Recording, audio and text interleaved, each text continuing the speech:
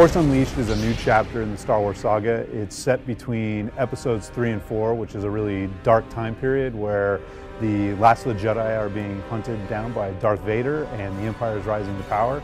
You play Darth Vader's secret apprentice, which is a brand new character that we created for the game, and you have access to these over-the-top, amped-up, unleashed Force powers, and that's really kind of the core of the game.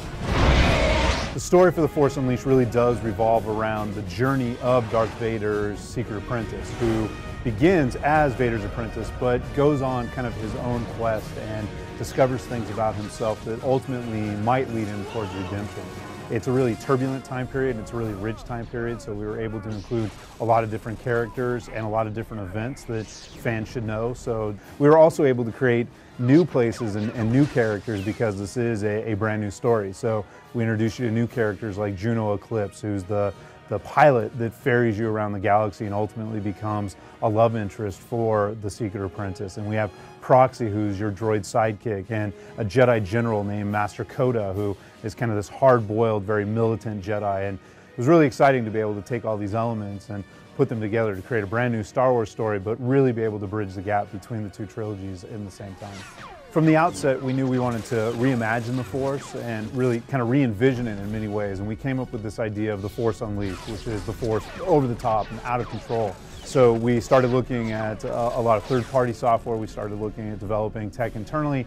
And ultimately, we ended up forming partnerships with companies like Pixelux Entertainment to develop Digital Molecular Matter, which is a simulation-based system that simulates the way the materials behave in the real world based on real-world properties. So when I throw a stormtrooper into a set of metal doors, those doors will actually bend and buckle.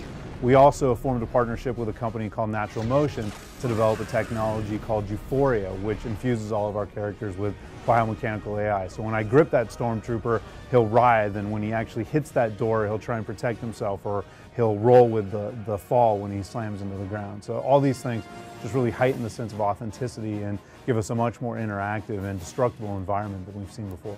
I'm a huge Star Wars fan, so for me, working on this project really has been a dream come true.